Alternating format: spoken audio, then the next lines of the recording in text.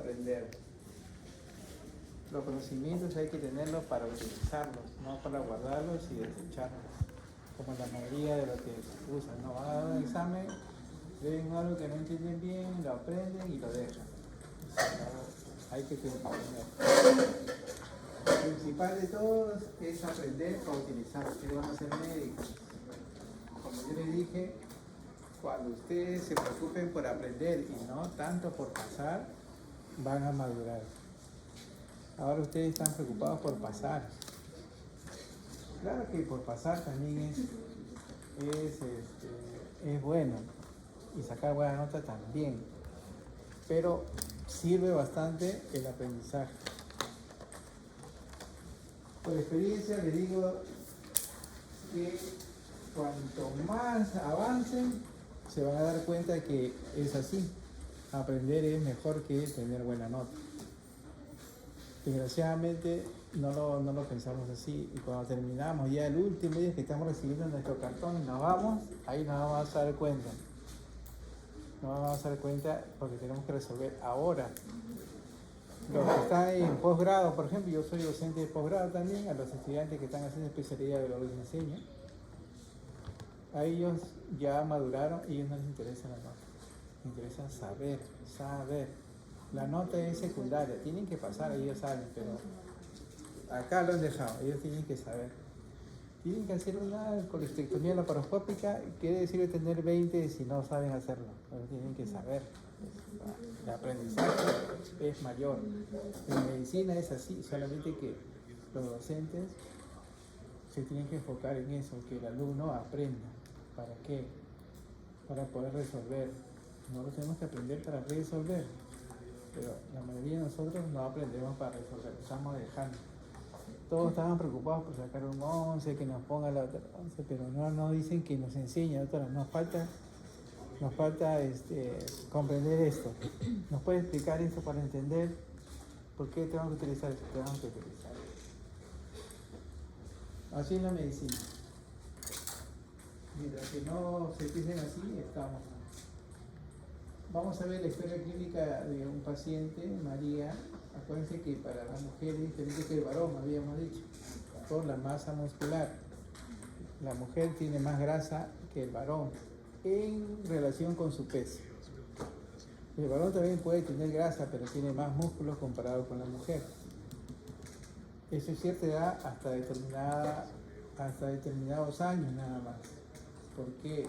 Porque a partir de los 40 años el varón va a perder masa muscular. 50, 60 años pierde masa muscular. La mujer también pierde masa muscular. ¿Ya? Esta es una mujer de 50 años con hipertensión arterial controlada. ¿Qué quiere decir? Que recibe tratamiento para hipertensión. El tratamiento para hipertensión normalmente se inicia con 2 fármacos, la mayoría de las veces. A uno piensa que es con un fármaco, es con 2 fármacos, ¿no? Acude a consulta por fatiga leve y se sospecha de insuficiencia renal incipiente. O sea, fatiga leve y se está sospechando de insuficiencia renal incipiente. Por lo que se le hacen exámenes y en el laboratorio se encuentra una creatinina de 1.4 miligramos por decilitro. Nosotros sabemos que lo normal en la práctica es de 0,6 más o menos hasta 1.2, pero depende de la edad, puede ser un poco más. Sin embargo, en los jóvenes como ustedes deben estar entre 0,6, 0,7, 0,8, más no. 1 punto y tanto es demasiado. Trabajamos siempre con promedio. Peso 65 kilos, no nos dice la talla, pero nos da el peso. Le da 50 años. Ya tenemos, ¿no? La pregunta es, ¿cómo afecta la hipertensión crónica la membrana de filtración glomerular? ¿Cómo la afecta? Lo que son hipertensos. Quiere decir que esa mujer es hipertensa y por qué ha llegado a tener insuficiencia renal. ¿Qué mecanismos autorreguladores ayudan a mantener la filtración glomerular en este paciente? Pero para saber, en este paciente yo tengo que saber cómo funciona realmente. ¿Cómo lo explico? ¿Cómo influyen los cambios en la resistencia en la arteriola aferente y eferente en el filtrado glomerular? Para eso ustedes han debido hacer su esquema. Un esquema del glomérulo con la arteriola aferente y eferente. Miren, nuestro riñón y todos los tejidos trabajan con un sistema de defensa. El sistema de defensa se llama autorregulación. Se autorregula el flujo. Porque cuando baja la presión, se dilatan los vasos para que llegue más sangre. Y si aumenta la presión, se contraen los vasos para evitar que no aumente la cantidad de sangre que llega, porque puede ser perjudicial por las presiones. Entonces, eso se llama autorregulación. Todos los tejidos tienen autorregulación. Cuando estudiemos neurocirugía, cuando estén llevando en el 10º ciclo, van a estudiar autorregulación cerebral, el flujo sanguíneo cerebral, y tienen que saberlo bien. Acá en renal también han debido estudiarlo bien en su clase teórica, autorregulación renal, porque es fundamental, ¿no? Es fundamental. Entonces, ¿cuál es el efecto de la hipertensión crónica en la membrana glomerular? No solamente en la membrana glomerular, sino la hipertensión crónica afecta a todos los vasos sanguíneos. Todos los vasos sanguíneos. Conforme va aumentando la presión, los vasos sanguíneos se van poniendo un poco más duros, más rígidos, porque se va a producir una esclerosis. Así se llama, esclerosis. Entonces, ustedes palpan, por eso les digo, ustedes tienen que examinar el examen del pulso radial. La mnemotecnia es FRADES, así se llama, FRADES. Cuando ustedes estén en el sexto ciclo, le van a enseñar a examinar el pulso. Ustedes se van a dar que el pulso de nosotros o de ustedes es blando, porque ustedes agarran la arteria radial y es blando, pero los hipertensos agarran su arteria, es más dura. Ustedes han visto, bueno, ustedes todavía creo que antes sí se practicaba, la tráquea del pollo, ¿han visto?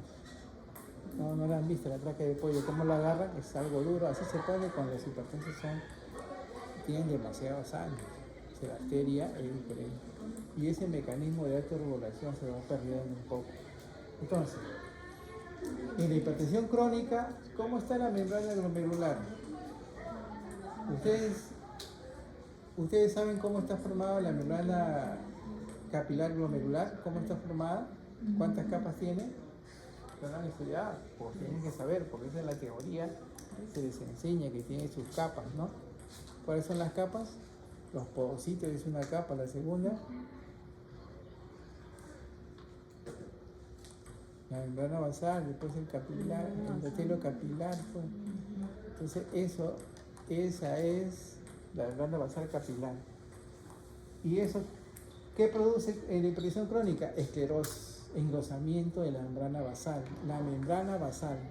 Tenemos los podocitos arriba, la membrana basal y después el endotelio. La membrana basal se pone gruesa, entonces se llama esclerosis.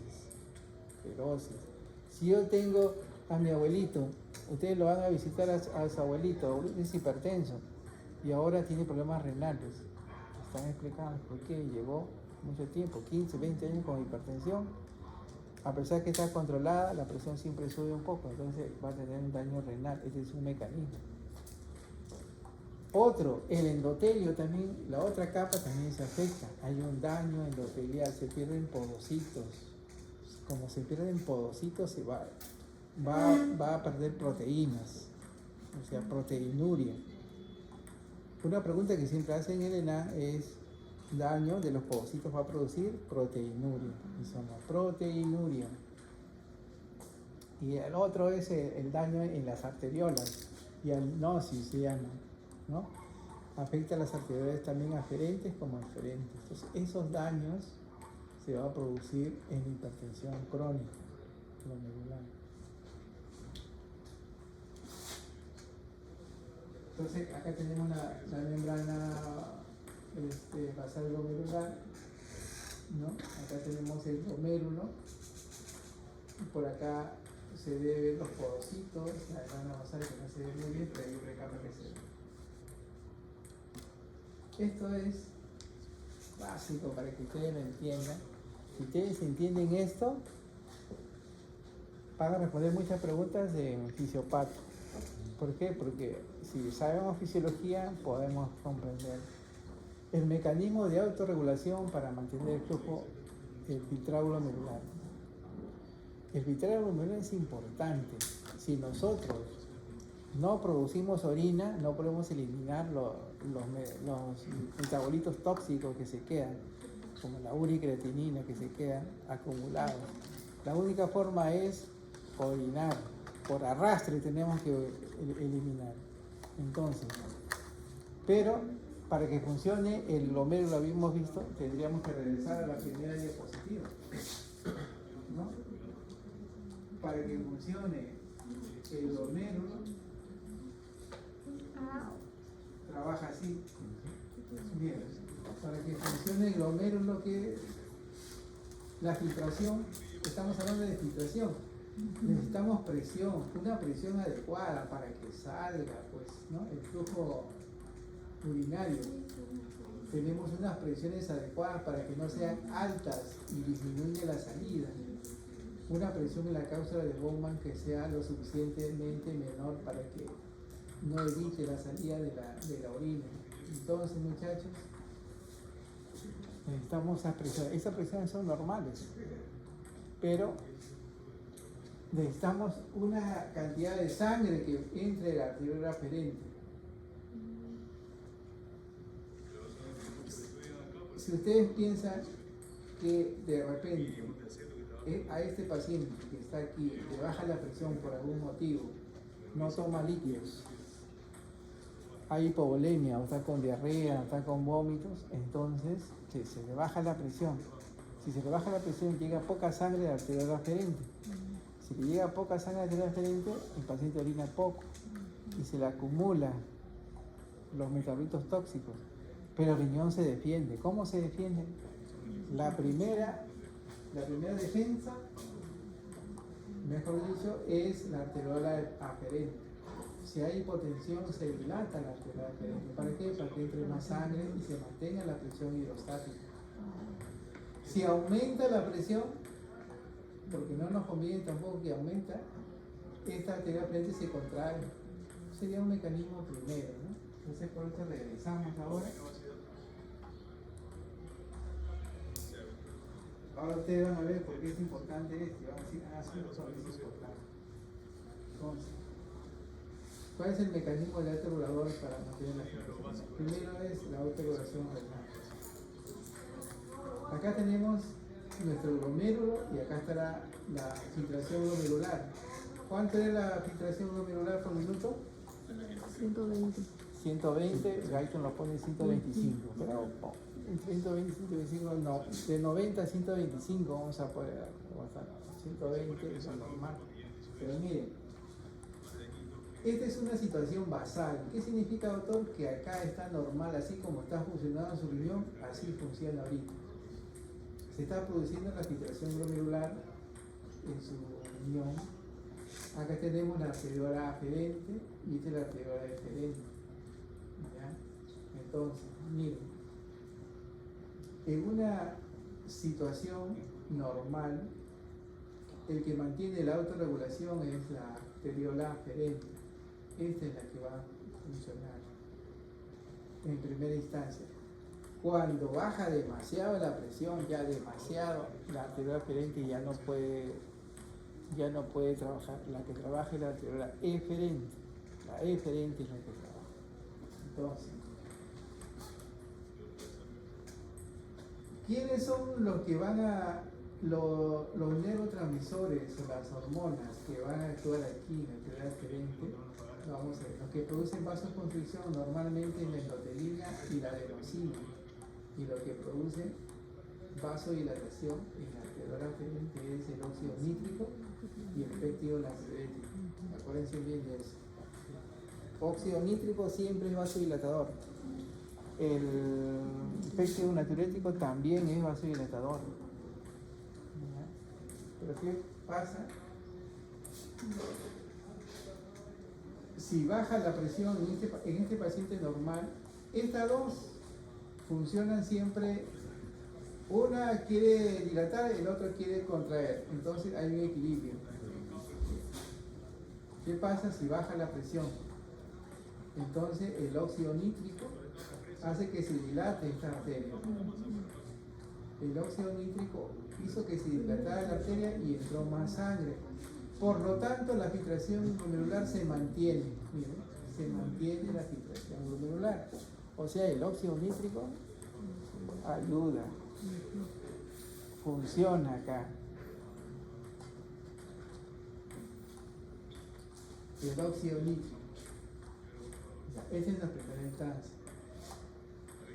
Y si nosotros vemos por aquí, miren, seguimos, si la presión sigue bajando más de lo normal, llega poca sangre, se arteriol aferente, y eso va a producir una hipoperfusión renal porque llega poca sangre. Entonces, ¿qué pasa acá? La arteriol aferente ya se dilata, pero aún así le llega poca sangre.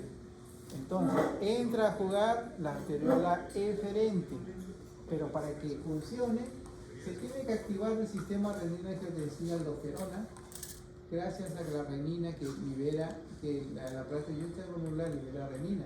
Entonces, la angiotensina-aldosterona va a producir angiotensina 2, y la angiotensina 2 es fundamental para la autorregulación renal. Pero actúa en las dos, en la aferente y eferente, pero más va a actuar en la arteriola eferente.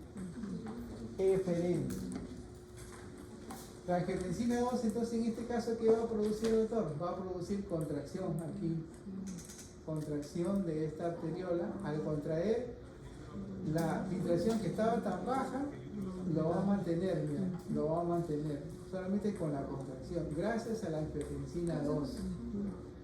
Ahora, esta angiotensina 2 es tan potente que si actúa sola la angiotensina 2, va a producir una contracción muy potente, no solamente en la arteriola eferente, que es principal, pero también en la eferente, que no nos conviene. La angiotensina 2 también produce, pero hace que las prostaglandinas comiencen a producir más, aumenta la producción de prostaglandinas, y la prostaglandina produce vasodilatación, lo compensa un poquito, porque si no, se cerraría todo completo. La prostaglandina mantiene en ese momento. ¿Y de qué sacamos provecho? Un paciente llega a emergencia con un trauma y sangrado por la nariz y por la boca, llega con hipovolemia y con dolor, porque tiene bastante dolor, tiene fractura. Entonces viene el interno: doctor, ¿qué le doy a este paciente? Ya le puse su bien, ¿qué le doy a este paciente? Pero ya le puse su diclofenaco, doctor. Los diclofenacos son AINES, está bloqueando las prostaglandinas. Como bloquea las prostaglandinas, se cierra todo ya. Se cierra todo lo que es, y le va a producir, sin querer, un daño renal. Ese paciente termina en diálisis por no aprender fisiología. Por no aprender fisiología termina en diálisis. O se murió, ¿no? O se murió. Si tenemos un paciente con hipovolemia, no que le vamos a dar AINES, porque no va a salvar eso. Si le damos AINES, lo estamos bloqueando. Hay que darle otro analgésico, tipo Tramal, por ejemplo, ¿no? Que no sean AINES, para poder. Entonces, ¿qué es el mecanismo? El mecanismo que sucede. ¿Ya? Ahora miren, está bien, doctor, hasta aquí lo comprendo, pero yo sé, mi abuelito es hipertenso, es hipertenso y toma medicamentos antihipertensivos. Los medicamentos antihipertensivos que toma, a ver, ¿qué medicamentos conocen ustedes para la presión? El cartopril, ¿no? Los sartanes. Habíamos dicho que hay unos medicamentos que se llama IECA. ¿Cómo se llama eso? Inhibidores de la enzima convertidora de angiotensina. así se llama, y inhibidores de la enzima convertidora de la angiotensina. En este caso lo tenemos al caltopril, ¿sí más? Enalapril. Enalapril, sinopril, un montón. Pero tenemos también los antagonistas o bloqueadores de los receptores de la angiotensina 2, que es los ARA2. ¿Cuáles son los ARA2? Los ARA2, ¿cuáles son? El losartán. ¿Qué más? Valsartán, olmesartán, hay bastantes, ¿no? Entonces, esto de acá, ustedes dicen, mi abuelito toma esto, ¿hay repercusión acá, sí o no? Sí. Para eso tenemos que volver a comprender. Yo estoy seguro que ustedes ya lo estudiaron, ¿no? ¿Ya lo han estudiado o no? Hablen. No han tenido tiempo. Miren, este sistema renina-angiotensina-aldosterona es fundamental para comprender también a los hipertensos. Si yo lo hago esto, doctor, yo lo puedo comprender, ya puedo comprender lo siguiente. Miren, ¿qué es lo normal? Lo normal es que hay un sensor, el aparato yuxtaglomerular tiene un sensor que va a captar cuando hay hipoperfusión, o sea, llega poco volumen y se libera renina de las células yuxtaglomerulares. La renina, esta renina que está aquí, llega a la sangre y se encuentra con una proteína que el hígado produce, que es el angiotensinógeno. Está por ahí y entonces se encuentra con la renina y la renina hace que se convierta el angiotensinógeno en angiotensina 1. La angiotensina 1 no es vasoconstrictor y si es, tiene casi, el efecto es casi cero, o sea, casi no hace vasoconstricción. Y este paciente tiene baja de presión porque hay poco líquido. Entonces, en los vasos sanguíneos, pero principalmente en el pulmón, los vasos sanguíneos del pulmón se encuentra una enzima que se llama la enzima convertidora de la angiotensina, se llama ECA. La enzima convertidora de la angiotensina está aquí, pero también se encuentra en el gotero de los vasos sanguíneos, pero principalmente está en el pulmón. Cuando viene la sangre por el pulmón, la angiotensina 1 se va a convertir en angiotensina 2. Y la angiotensina 2 es el potente vasoconstrictor. ¿Dónde actúa? En la arteriola eferente principalmente, pero también actúa en la aferente, pero más en la eferente. Y habíamos dicho que ese control sucede cuando ya la arteriola eferente no se puede, se dilató, pero ahora sí ya no entra más, pues, ¿no? La eferente es la que tiene que actuar. Entonces ese mecanismo está funcionando en este momento. ¿Qué tal si yo le doy una yeca a mi paciente con hipovolemia? ¿Me lo llevo lo mejor o lo empeoro? ¿Ah? ¿Qué dicen los muchachos? Si es hipertenso. ¿Lo va a empeorar? ¿O no? Porque voy a bloquear a la angiotensina 2. ¿Cómo lo va a bloquear? La angiotensina 1 no se convierte en angiotensina 2. Y si yo doy losartán mejor a mi paciente, también no va a poder porque el losartán va a actuar aquí en el receptor, en los vasos sanguíneos, el receptor donde actúa la angiotensina. Ya se convirtió, la angiotensina va a actuar acá actúa el losartán. Entonces, no va a producir la contracción de arteriola eferente y por lo tanto se cae la función renal. Lo llevamos a UCI ese paciente, solamente por no comprender eso. Y es importante la fisiología, sí es importante. Tenemos que aprender para aplicarlo. ¿Yo voy a ser médico o no voy a ser médico? Pues a mí no me interesa que ustedes ahorita saquen 0 o 5 o 6. A mí me interesa que ustedes sepan. Si ustedes ahora sacan 0 o 6 es porque no estudiaron. Lo que me interesa a mí es que ustedes aprendan esto para que puedan resolver. Es así, ¿ya? Que se pueden resolver. Entonces acá tenemos que la angiotensina 2 La angiotensina produce vasoconstricción y al producir vasoconstricción aumenta la presión. La vasoconstricción de los vasos sanguíneos aumenta la presión. Ese paciente que estaba con presión baja, ahora me aumentó. Ese mecanismo es importante. ¿Cómo se llama? Sistema renina-angiotensina-aldosterona. Sistema renina-angiotensina-aldosterona. Así se le llama. Pero esta angiotensina tiene otras funciones, habíamos dicho, ¿no? ¿Qué va a liberar? Va a liberar la hormona antidiurética. Antidiurética va a eliminar. Va a retener más volumen. Va a actuar sobre el riñón para que produzca aldosterona, ¿no? Y va a activar el sistema simpático, ¿no? Para que ayude a mantener la presión arterial. Tiene varios mecanismos que son necesarios. Entonces, si regresamos a nuestro caso,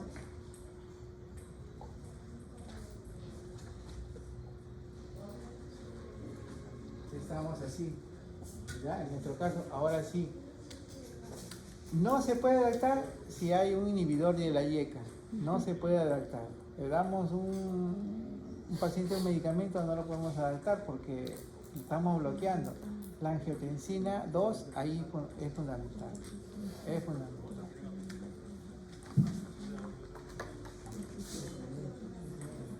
Entonces, ¿cuáles son los cambios en la tiroides impacto en la filtración glomerular? La arteria aferente, aquí por los AINES, ¿no? Vasoconstricción, y si nosotros le vamos a producir AINES, ¿qué es lo que va a pasar? ¿Por AINES? Va a disminuir el filtrado glomerular. Va a disminuir el filtrado glomerular, la arteria aferente. Y la eferente, cuando se contrae la arteria aferente, va a aumentar el filtrado glomerular. Y esto es ocasionado por la angiotensina 2. La angiotensina 2.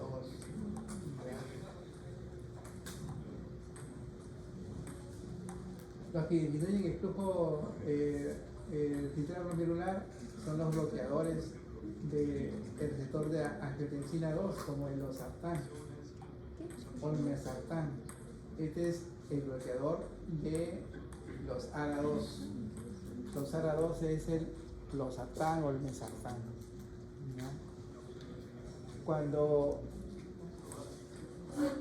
hay una alteración diabética, hay una fase que se produce una hiperfiltración diabética y esto va a producir aumento de la filtración glomerular. Entonces ya estamos por el caso clínico número 3.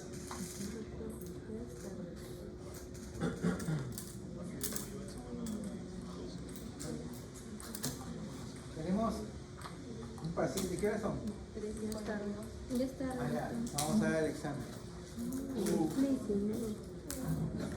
Muchachos, el examen. Prepárense.